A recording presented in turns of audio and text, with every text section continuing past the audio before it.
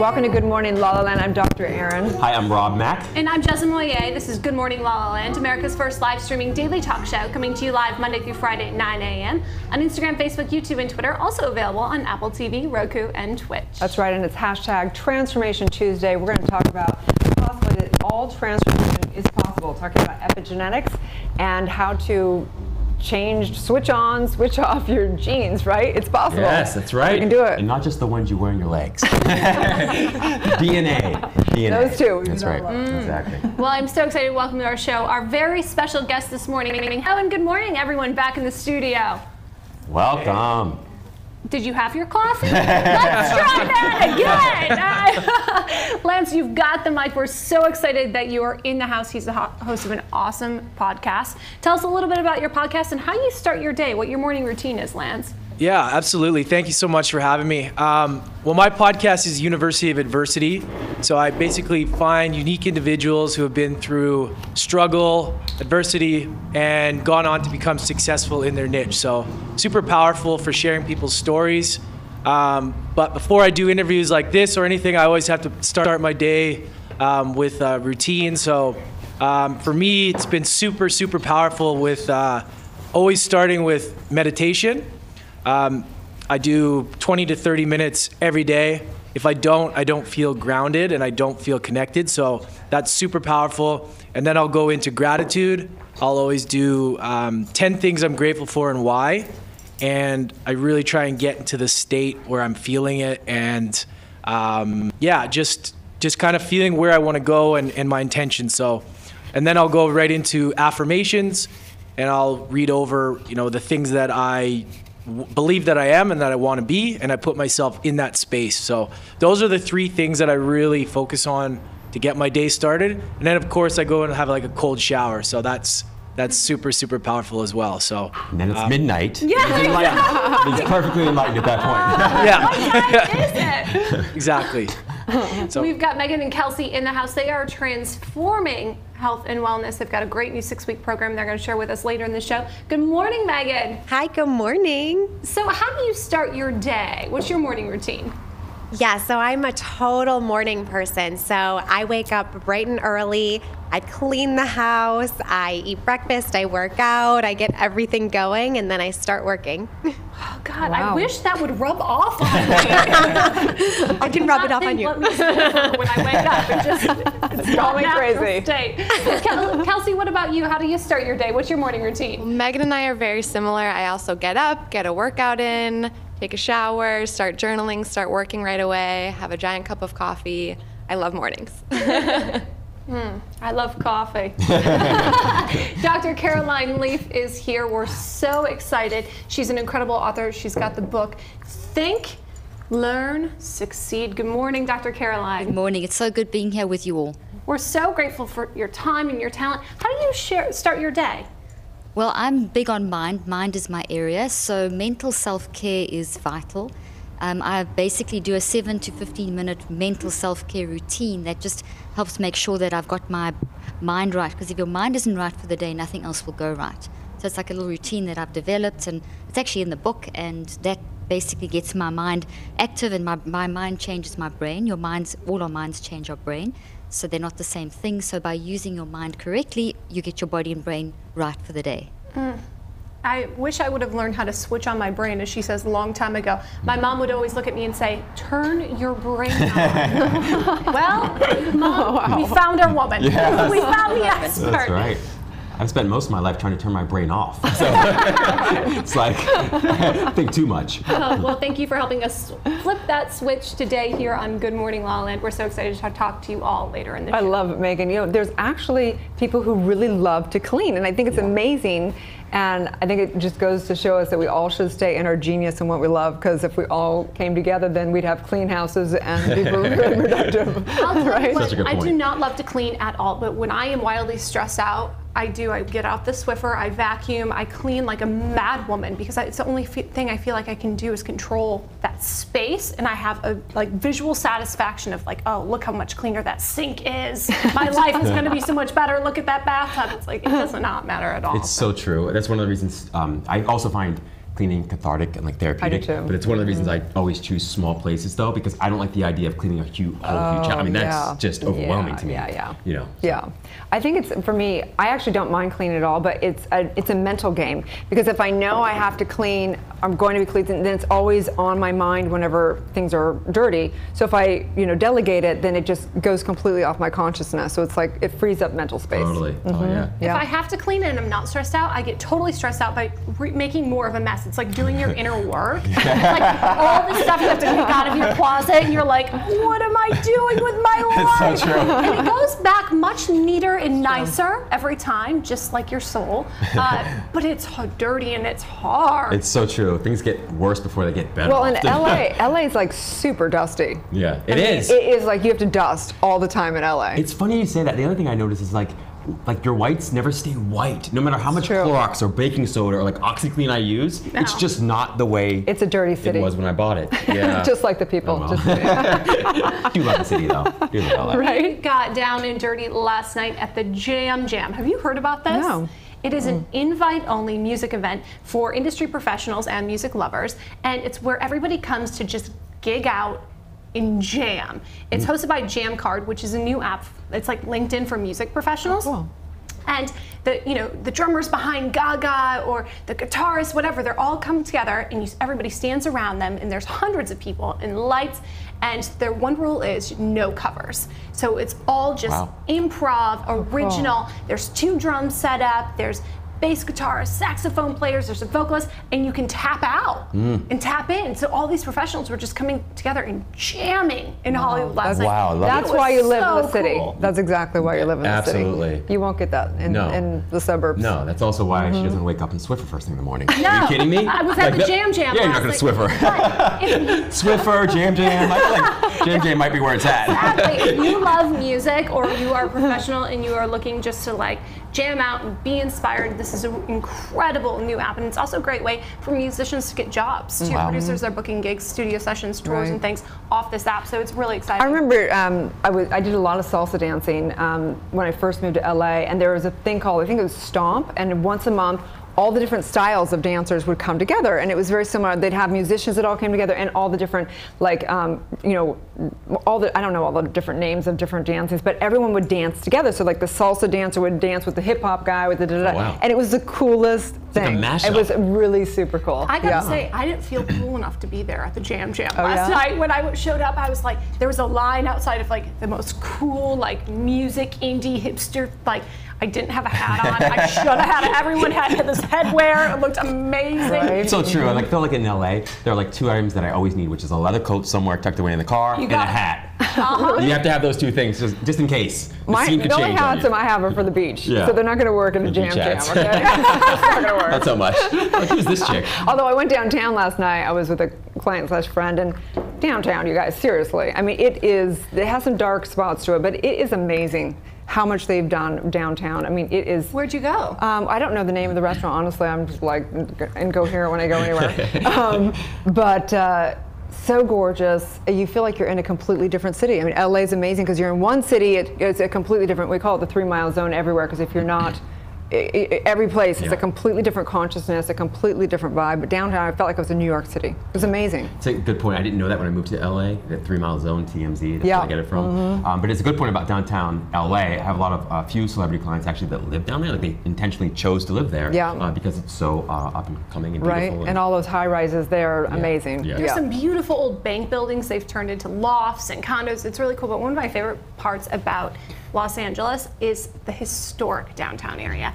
I love like discovering, and it's been there for 100 years, but I feel like I made this great discovery. I'm like, oh, this is this French dip restaurant that's been here since 1908. And I think, I'm a great adventurer or something, and I get the biggest kick out of that stuff. I stumbled upon one a couple weeks ago called Cole's, and it'd been there for 100 years, and you walk in, it was almost like they cast the staff. It was just like you'd stepped into 1922. It was wonderful. It is really Super amazing. cool. But anyway, talking about Transformation Tuesday, because we got to get there before we get too far downtown LA. So we want to talk about transformation and what's possible for transformation. I was thinking out this morning, thinking the only thing that ever transforms anything is consciousness. And then you go, okay, so how do we scientifically prove this, right? So we talk about epigenetics. And epigenetics, just to break it down, because I'm like, how do I explain that? It's basically the study of any biological mechanism that turns on or off genes.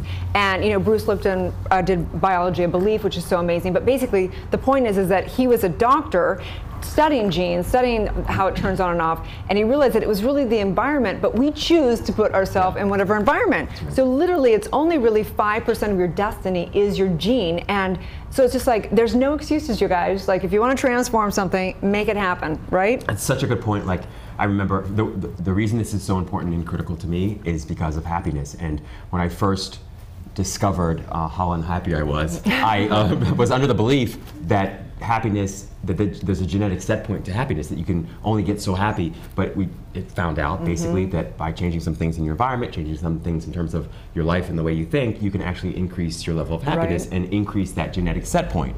So it's quite surprising, actually, you know, how malleable DNA actually is. It's really interesting. I think of epigenetics as like triggers, right? So it might be in your DNA, but it's up to you, the environments you put yourself in, the relationships you put yourself in, the lifestyle you choose, your own diet, health, wellness, fitness program. Those are all going to be triggers to those genetic predispositions. Right. That's right. So important. But anyway, I think it's important because we talk about transformation. We always look at outside as if, you know, what we need to transform out here. And it's true. We can't not be the effect of our environment but we have to know that we've created the environment. So it's just such a profound conversation. I love it. It is. I'm never going to get sick of conversations. It's a good thing. I'm never being a doctor of divinity. Yeah. You chose well. Yeah. I'm never going to get sick of gifts. This really transformed my day yesterday. What is that? It's so gorgeous. Well, it's a beautiful gift set from Alexi Posner and Shannon Decker's team as a special thanks for her appearance on Good Morning LALALAND. So we're so grateful that you are a part of our community and that you were so kind enough to Beautiful share this with us. packaging. Wow, love that. Nice. Wonderful. So All right. thanks, Alexi. Master manifester right here. I know, right? So let's take a Incredible. break. When we come back, we're going to talk to our guests today about transformation, how they have transformed their lives into lives that they love. Stay tuned. We'll be right back.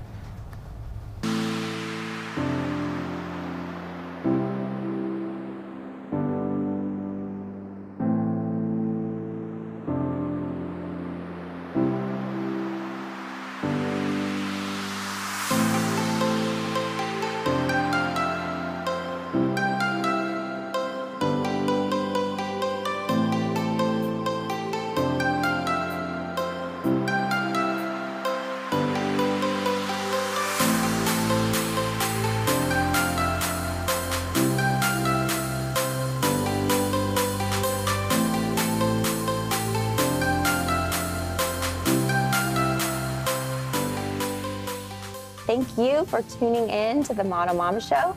I'm your host, Tara Tenner, and Shelton, we are signing off. Thanks, bye. Beautiful. I'm so glad to have you. Thank you. I feel so lucky. Thank you. Thank you so much for joining me. Cheers. Here's to a good Friday night. Thanks, Michelle, and I will see you again next time. And thank you everyone for joining in. This has been another episode of Mind, Body, Spirit, and I'm Dr. Kate. Thank you so much. I hope you guys live your best life. Peace out. Peace out. And thank you for watching the LA Home Show, where we discuss all things real estate, interior design, and much, much more. We'll see you next time. You're watching Passion to Paycheck on the Focus TV network. Thanks for watching. Tune in next time. So I'm your host, Serena Poon, and thank you so much. We'll see you next time. And if you want to binge watch these videos, they will be on Focus TV network. Check that out. We will see you soon. Thank you so much for being here. Bye, everyone. Bye. I greatly appreciate your service. It was an honor to serve. Thank you. Thank you. Thank you guys so much for tuning in for this episode of Purpose. I am your host, Brittany Zonker, and I will see you next time. It's been such a treat to have you here. Thank you so much. Thank you. I love you. Erin Ziering, Millennial Moms, the best blogger parent out there. Thank you. Aww. Thanks guys for watching. All right, thanks guys for watching. You're watching the Ren Wood Show on Focus TV Network. We'll see you next time. Until next time, guys, on Focus TV Network, sipping that tea where we sip Yes, that tea, and our guest spiller. Thank you guys. Bye. Well, thanks again, and we'll see you guys next time on Moms Matter. Thank you for listening, and DM us, follow us on social media. Charo, baby! Coochie, coochie, coochie, coochie, coo. I appreciate your time today. Casey Montoya, you are a woman warrior. Thank you, Courtney. Thank you for letting me talk about this. you so much. Thank you for having me. It's so sweet. Thank you to the Focus TV studios for another great episode, and I'll see you guys next time. We are Good Morning LaLaLand, America's first live streaming daily talk show, coming to you live Monday through Friday at 9 a.m. And you can listen to all your favorite interviews available as a podcast on iTunes. That's right. We're waking up the world together. Please like, share, comment, and subscribe, and check out these amazing, amazing people. It's going to be a Good Morning LaLaLand.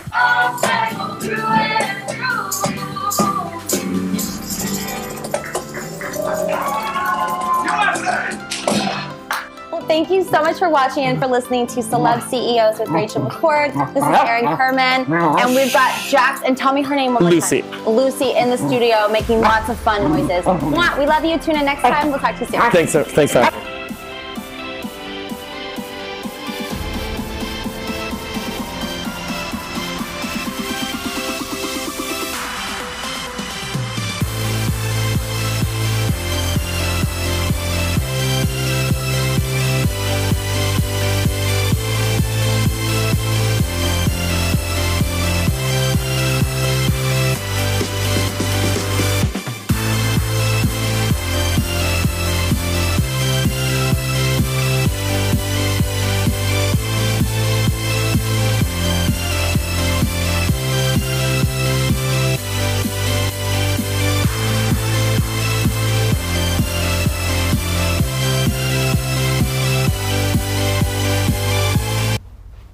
Welcome back to Good Morning LaLaLand. We're talking about Transformation Tuesday, and no better to have a doctor in the house. Dr. Leaf is here, neuroscientist and mental health expert and best-selling author.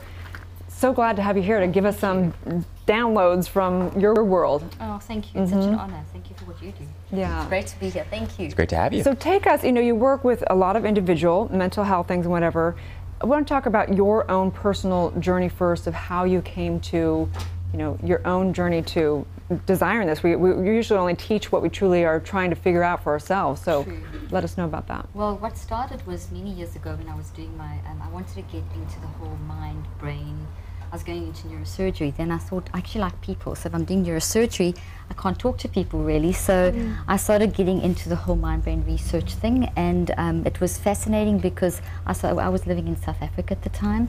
And I was working with people in the most constrained conditions, poverty-stricken, in the apartheid and post-apartheid era. And I would work with people with trauma, brain damage, and going through the most horrific circumstances. And I saw that when you show people about the mind and the power of the mind, you can actually change the brain, which is, by the way, epigenetics. So it's a big part of what I researched as well.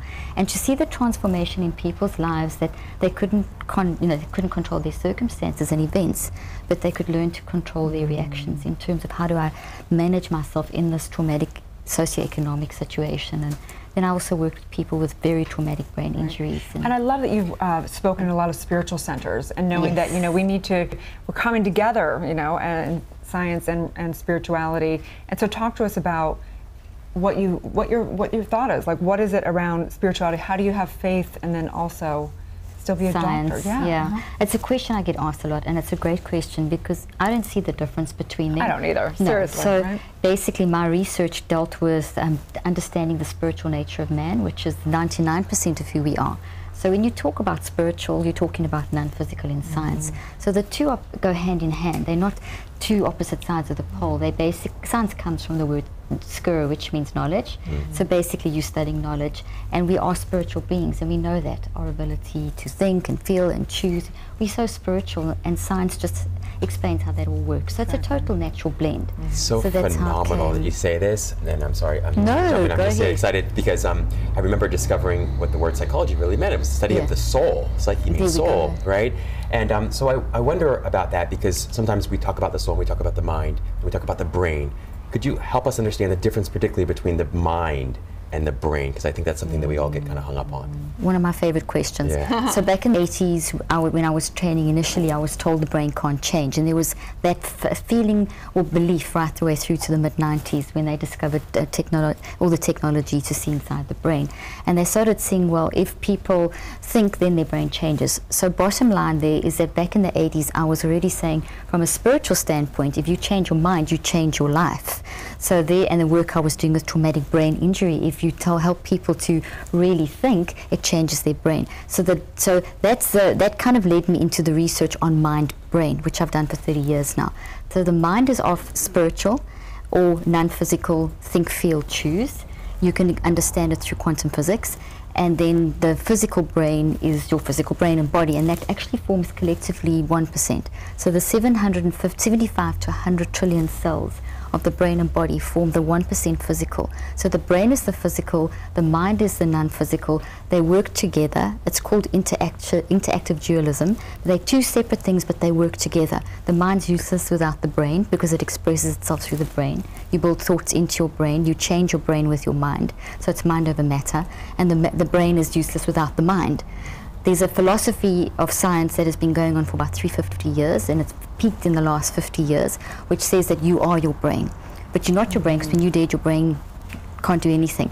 And we know from all the scientific research that if you tell someone to think, their brain responds. If you tell someone to look at a scary picture, their brain responds. So the technology is showing us how the brain responds to the mind, which means we have that wonderful epigenetic power which is basically that over and above and beyond the action, the signal that changes the structures of the brain. So when you think, you actually grow structures in your brain, so they're two separate work together. Oh, so interesting. So does this help to inform or explain what happens to a person when maybe they're brain dead, maybe they're in a coma, and people continue to like talk to them and play music, and all of a sudden they have this miraculous kind of healing? Absolutely. I had a few patients like that where they were in comas for up to sometimes 9 weeks, 3 months, that kind of thing. And they were written off, and they come around. So what is if you were to sum up, if someone is mentally ill, and we know this is very complex, and it's not like every single client or every single person, there's one formula, but overall, generally, how would you work with somebody? Okay, so restore their sanity. Brilliant question as well. We need to understand that mental health is not an illness. That's the first way that you help anyone. It's not something new either. Everyone's been battling with making decisions and thinking in a we're all crazy. We all Absolutely, right? Absolutely. It's the human condition. So this whole thing of mental illness is on the rise, and there's this whole illness thing, and it's them out there and us here, has come from the philosophy that the mind and the brain aren't separate, that you are your brain. So then everything about your life story is located between your ears. Instead of looking at who are you, what's your story, what have you been through. So, and that's the first thing. So it's understanding that everyone battles with mental health. It's every time you think, feel, and choose out of alignment with your natural optimism bias, it's going to create damage in your brain, which then reflects in feelings or descriptions of depression, anxiety. Those are simply things, schizophrenia, psychotic break. Those aren't diseases. Those are warning signs that there's something undealt with. Trauma or toxic thinking and patterns that we, with our mind, have messed up our brain. Our brain can't handle it, our body can't handle it, so we need to. So what I do with people is, that's one of the first things, is to make people aware that you're not your brain, that you have the power to change your brain, and that when you think, feel, and choose differently, you can change how your brain functions and improve on a cognitive, social, and emotional level. People that are very down, people that get really depressed, and your really extreme cases, we need to make people aware that the resilience that's inside of us comes along community. So it gets raised, I should say, in community. So the best way to help someone in a really bad place is to immerse them in love, which increases the resilience of their genetic expression, so they get stronger, etc. So it's all the logical stuff that we know. Science just basically confirms Understanding that. the power of thought and the power of the mind can be absolutely terrifying, though, because even if you are actively trying to change your mind and feel love and resilience, the second you have a negative thought, it can create fear because you don't want to create that thought into your existence. So how do you navigate that?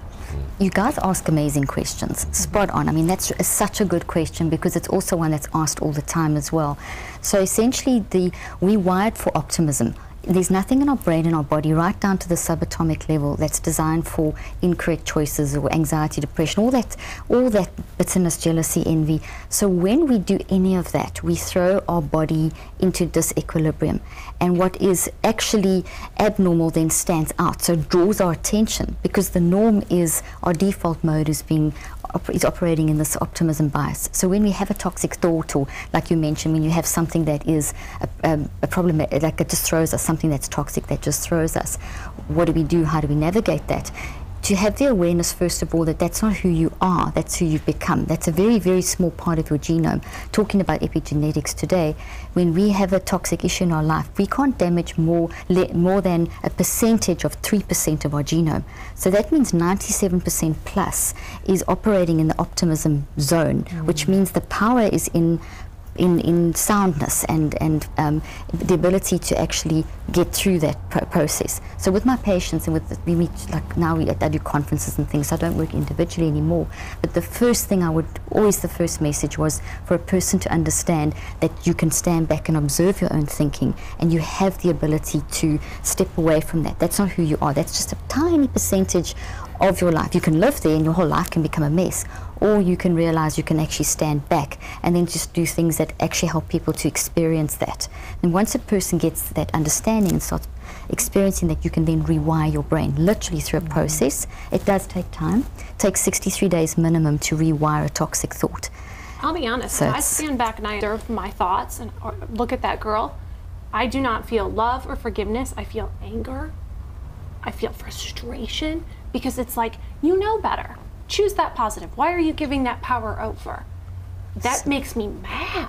I'm sure I'm not alone in that. No, you're not. And the thing is, what's happened there is that it's almost as though you've stepped into this, almost condemned yourself. You've stuck yourself in a box, and you've gone into that less than 1% of 3% area, and you're living your life through that view. And when you're being so hard on yourself, people are so hard on themselves. So when you step back and you understand, it comes from an understanding that that isn't everything, because very often we think that's everything, but it's not. That's it's impossible to damage your entire genome with toxic thinking. So if you know that already, then you can step into the power of your healthy regulated DNA, which then responds to the healthy thinking, because your DNA just does what you tell it to do. So it's knowledge of that. It's giving people knowledge and understanding that that's not who I am. And then that enables one to stand back and I know what you're saying, because we can look at ourselves and think, oh my gosh, is this, and you get mad at yourself. You know better than this. Exactly. So now that keeps you stuck. That actually adds more toxicity. So think of a toxic tree, you're giving it energy. Yeah. So remove the energy, because when you change your mind, when you remove the energy, you actually kill that, it dies. So you remove your energy over through choice. Choice is the power. You move your energy over into the positive spiritual strength of your love, sound, powerful mind, and that's when you can say, okay, well, I'm not going to do that. I'm not going to give that energy. And think of a plant that you don't give food to and you don't water, it dies. That's what you do. Don't give it energy. Take your energy away. What I'm hearing you saying basically is, if you put the power outside of the self, that's where we kind of go a little bit crazy. If we begin to just go within and have that all source come from within, then that is the truth, and it heals in that. Yes. It's really very one and the much same, so. right? It is. You're getting into your spiritual nature. But I think logically, like, you can tell somebody that, but it's like there's really the lesson is to just go within. So how do you take people through that process? First thing is to become aware. So like you can take your example if you can. Is it okay? Yeah. So you become aware that you condemn, you traumatize yourself literally by thinking, why did I do that? So the awareness already is something to celebrate.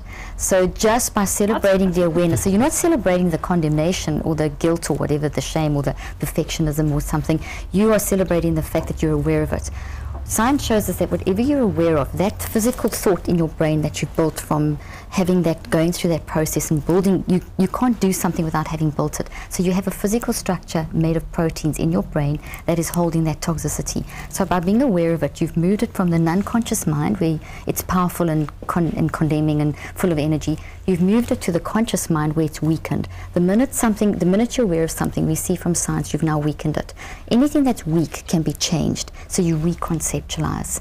So reconceptualize is not wiping, suppressing, ignoring, pretending. It is saying, okay, this is the reality, but that's not who I am, and it's redesigning. What do I want to be? So you start removing the energy from that, and you start saying, okay, I want to be like this. Every time I say to myself, why did you do this? I'm going to say, well, that's not I'm going to do Thomas Edison style. That's not a failure. That was some new information. So as you feel the trauma of, oh my gosh, why did I do it? You transform that and say, okay, that was dumb, whatever. But I've learned what not to do. Thomas Edison said 1,000 attempts were not failures, they were 1,000 things of what he now knows he shouldn't do. When you shift that perception, your body works for you and not against you. Your sympathetic, parasympathetic, all the parts of your body start working for you and not against you. Otherwise, your body starts breaking down and you go into toxic stress. So it's awareness. So we need to give awareness and then practice. So it's gather awareness, and then you start a process of reconceptualization, and then there's a few little, like, it's a 5-step process. I've actually got that in the book. 5-step process that you use to, and that's what I do at the beginning of every day, by the way. When you ask us what do I do, that's part of my mental self-care routine. So wonderful. I mean, so y'all are so profound, and I'm sure there's just so much wisdom. You've studied and know so much about all of it. Where can people work with you? How do they go to your conferences? How do they get involved and learn more? Thank you. Our website, Dr. Caroline Leaf, drleaf.com is a great place. My Instagram page has got everything on there. I have podcasts, TV shows, whatever. And we have loads of information on there. Great. Thank you so much for all your work. Absolutely. Thank you. Yeah. Stay tuned, you guys. We'll be right back.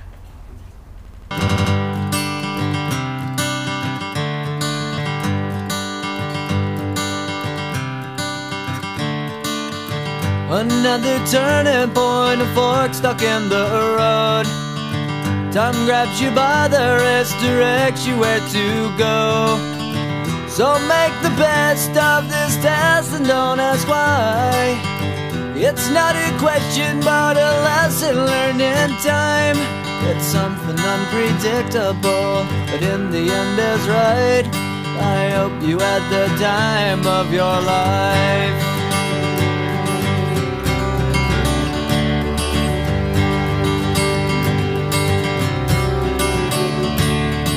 So take the photographs and still frames in your mind, hanging on a shelf in good health and good time. Tattoos and memories and dead skin on trial. For what it's worth, it was worth all the while. It's something unpredictable, but in the end is right. I hope you had the time of your life.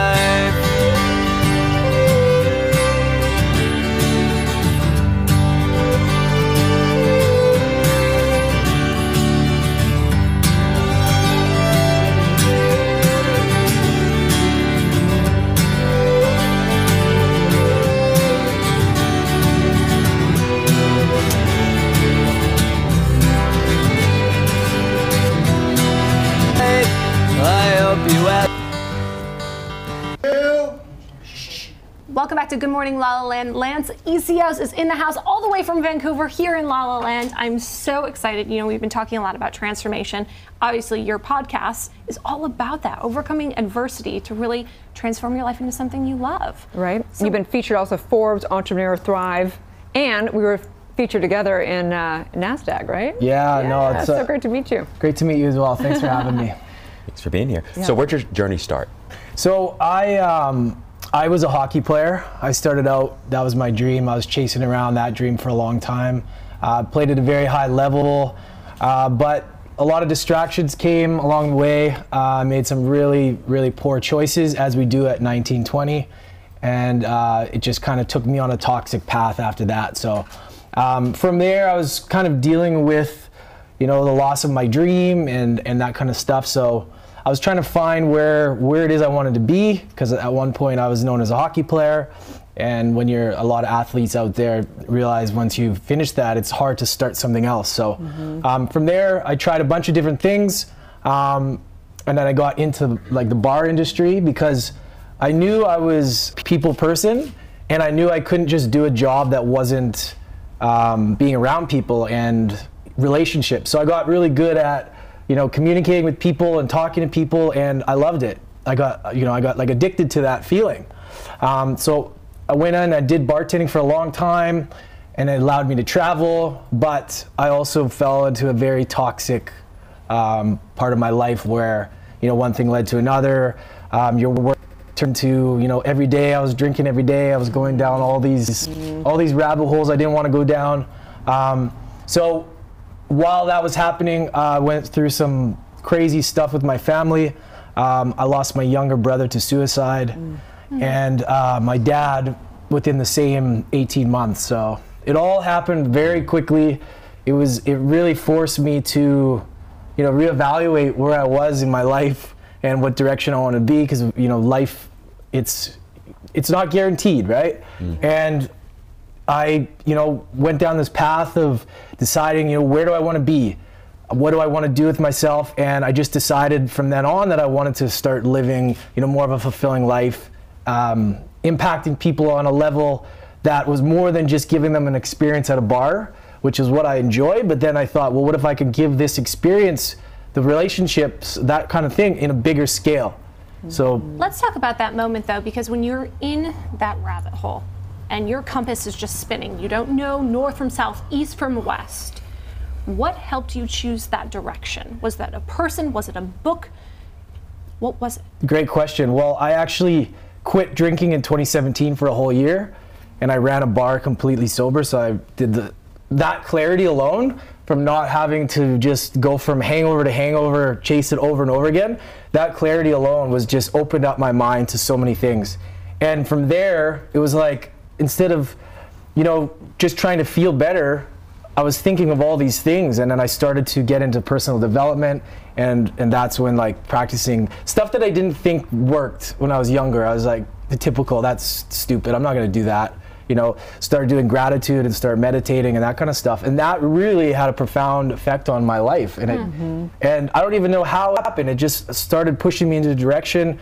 And it started I started meeting people that I wouldn't have met before, having conversations I wouldn't have had before. Right. So your podcast, University of Adversity, what would you say is the big takeaway? Like, one of the things on the show here, we find that really human beings are human beings. Like, it doesn't matter if they're, an actor or a celebrity or a coach. Like, we have core values. So what is the common denominator in adversity and people prevailing? Well, that's the thing, that's why I love the topic, is because everybody goes through some sort of adversity in their life. Anybody that's successful. So I really like to get in there and pull that out of them and just watch them light up. We kind of highlight the hero's journey, and I just find digging there and going deep and then elevating them to share that story, because there's somebody out there that connects. There's somebody out there who's listening. And I think to myself a lot of times, what if my younger brother would have had an outlet like that to listen to? It may just be a matter of a shift, one decision that changes everything. So that's pretty much it, is just that powerful story that may connect with somebody on some sort of level. So for you personally, when things get tough, how do you keep going? Are there specific tools you use, specific authors you like to read or listen to? Yeah, I like to stay active. I still play hockey. I have to go to the gym. I use sauna cold showers. That changes my state. The best. A workout sauna cold shower has been like a life-changing experience. If it doesn't matter how you're feeling, if I'm feeling down, I just need to change my physiology, just like Tony Robbins says, right? Get moving. Books as well. I just always listening to an audio, always listening to some sort of inspirational content. And yeah, there's so many books that I've dove into that have interested me that helped me along the way. So it's incredible. Yeah. And when people tune into your podcast and listen, what is it that you really hope they take away? That whatever they're going through, there's somebody that's gone through something probably worse. Life isn't so bad. Hold on, it's going to be okay. And to just use that and use that adversity as fuel instead of kryptonite. Use it as fuel to fuel the dreams that you want. If you could interview one person, who's your dream interview? Well, the first person that came to my mind is Tony Robbins. Obviously, he's the guy that really was like, wow, I need to be like this guy. That's who inspired me to get on this journey in the first place. And that would be definitely the first person. You know who else is in Vancouver? Is Eckhart Tolle. Yeah, he's probably right down the street from you. It's a big city, but I'm actually reading A New Earth. I'm on audio, A New Earth right now. Fantastic, isn't it? Yeah. It's like I gotta sit there and really digest it. It's from another dimension. Power of Now was just so good. That was Incredible. The first book I read back in 2013 that really shifted where I was, how I looked at consciousness. It's incredible with books like that and other books by Tony Robbins. the deeper they are, the more consistently and frequently you need to read them. And every time you read them, you come to a different perception or understanding about what they're writing about and talking about. Totally. Yeah. I've read Power of Now twice. Oh yeah. Yeah, and just wrapping your head around it in the beginning, it's like, what is this? Yeah. And then, I mean, the more you go over it, it's like a movie too. The more you go and watch it, you notice little things about it, right? Totally. And that's the fascinating thing about these books, is that there's always some sort of golden nugget that you can extract out of it. Yeah. Do you like writing? I do, yeah. I love writing, and I'm trying to get better at it. But yeah, you know, because I like to write. You know, I do a lot of like advertising and stuff as well, and I love to get my feelings and emotions on paper. It's very therapeutic. So maybe we can expect a book soon from you. There's a lot of stuff I would love. Yeah, I mean, that's definitely I manifested that, and that will happen at some point. Yeah. But just not sure when. Well, speaking of adversity, you know, we were featured in NASDAQ together, and I want to give a big shout out to Nathan Ortega and Mike Young as well. And I think that the point is that the article was about how it's a really challenging time with the stock market right now, and people are basically seeking positivity and self-development and seeking like shows like this and podcasts like yours and so on and so forth. So just thank you for all the positivity that you're bringing. We know that anything and everything's possible no matter what we've gone through. So thank you for that. Yeah, thank you. Yeah. Tell people they can find you, where they can find your podcast. Yeah, absolutely. So it's on my website, lanceecios.com, and all my social media handles. I'm heavily on Instagram, Facebook, Lance W. Ecios. Nice. Love it, brother. Thank you so much, Lance. Thank you so much. More. Good morning, La La Land. Hi, I'm Jessica Seppel. No, I'm not going to go hi. And I just had the most fabulous interview with your darling Alyssa Goodman. So excited to see the interview. That last part wasn't good. Create balance when it comes to a healthy life. Don't forget to watch it. No.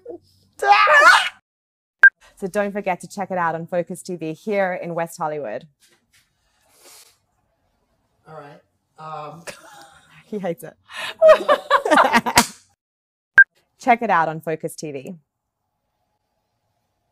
Like it? Can you cut it and make it better? Oh. You got this, girl. Here we go. Oh my God, you're gonna make me laugh. Hi, my name is Jessie Golden, and I am the creator of The Golden Secrets, a completely, no, hang on a second, sorry. Can we start over? I'm Wendy Brokaw. I'm Paula Marshall. By the way, this is politics, okay? This is not ticks. I hated it. Let's do it one more time.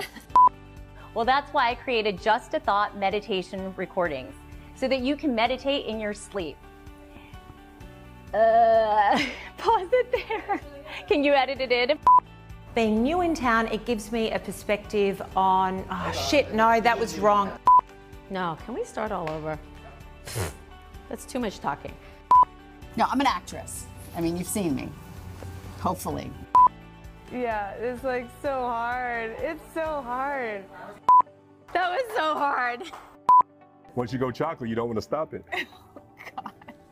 I'll stop. Let's do it one more time. Bitching, Didn't work. complaining. Let me do it one more time. We're going to Didn't do it work. one more time. Ready? And action.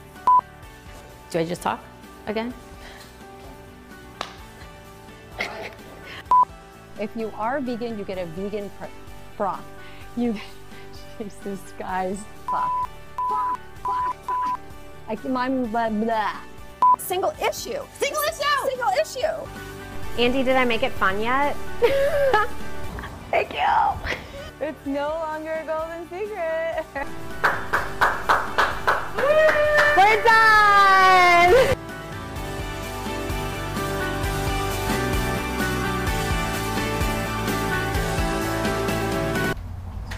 Welcome back to Good Morning La La, and we're talking all things transformation, healthcare transformation, in particular with these two lovelies. Megan and Kelsey are in the house to talk to us about navigating our healthcare.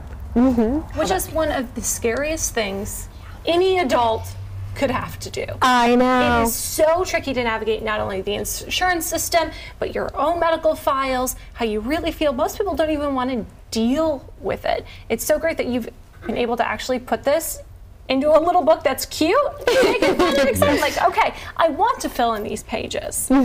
Yeah, totally. No, I completely agree, and that's exactly why I started Healthcare Transformation, is that it's incredibly complex, and so it's like, how can we take this and actually make it engaging and educational and empower people to want to to take some control in the healthcare system. Because the reality is we're our own biggest advocate. You can't trust any of your doctors to look out for everything that's in that book because you're the only one that knows it, right? So walk us through how this transforms someone's health care.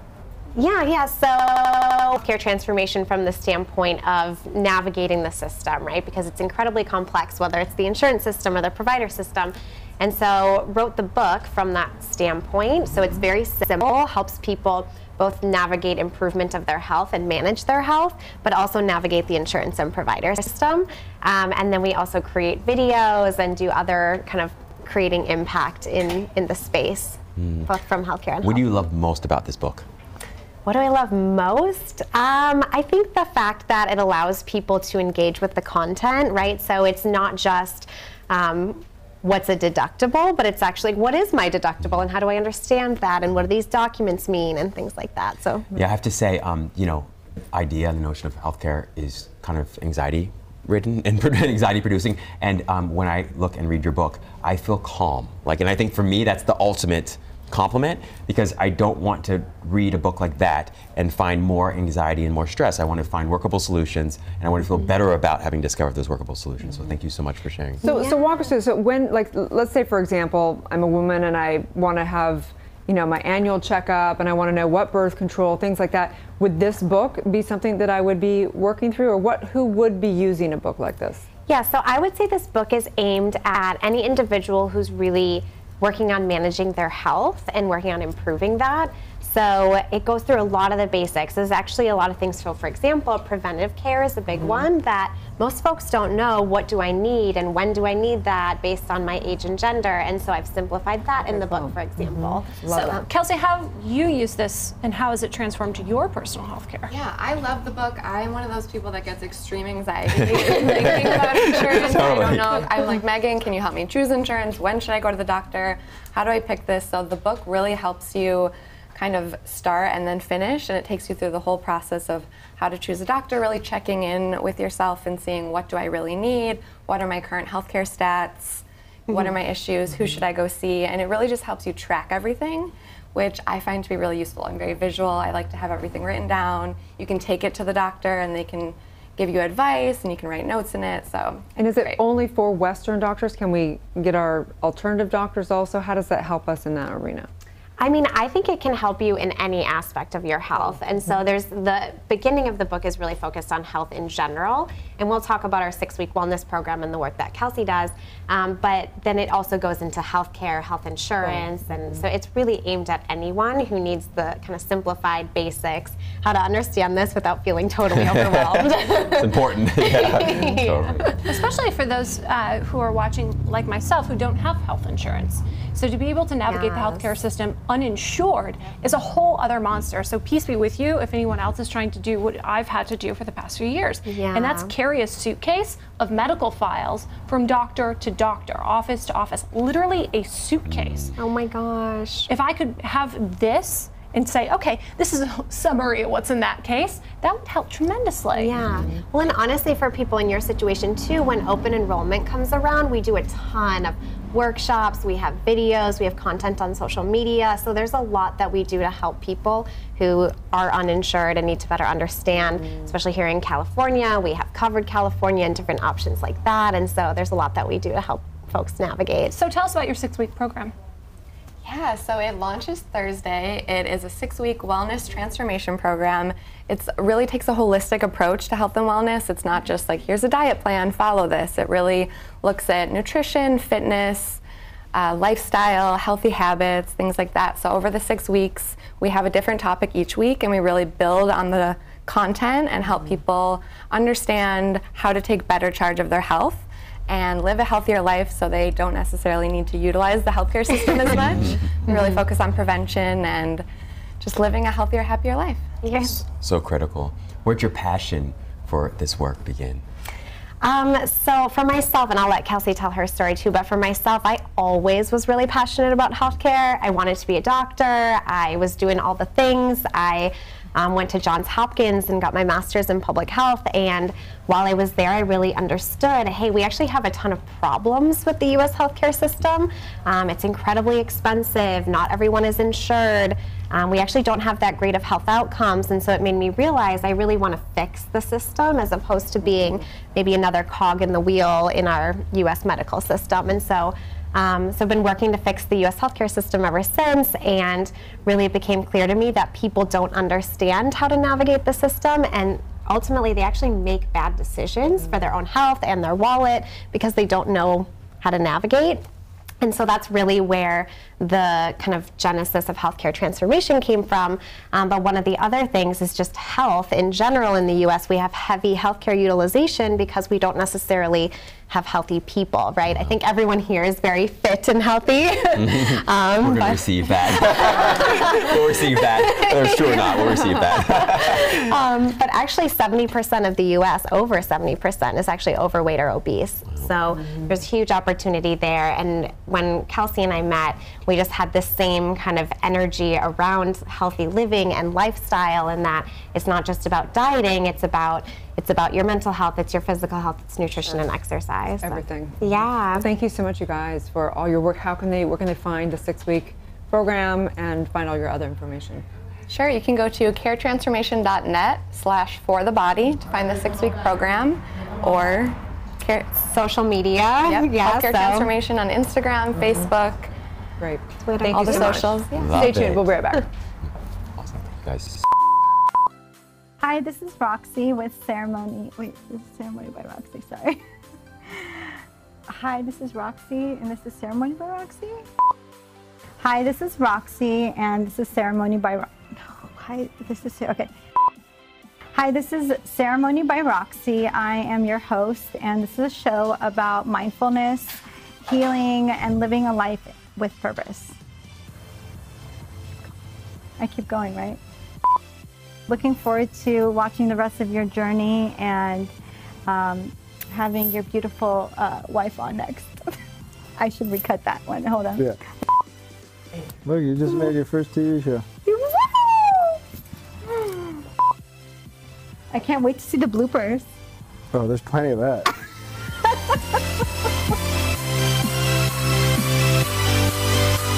The change is starting happening. It's nope, bad take. Nope. Nope. Oh, sorry, I messed up. I was talking to the guest. It's a little fast. I bet you don't have one of those in your phone. Nope. Andy's like, damn it, I'm doing things over here. Usually I'm a one-hit wonder with my videos, but right now, how many takes are we on, Andy? Woo! Okay. I think it's maybe take 12. Nope, messed up one word at the end. It's gonna drive me insane. Listen, I've never done so many takes in my life on one video. That was a good one. Good? You like that one? Are we gonna do a blooper reel? Andy's like, you're already on all of them.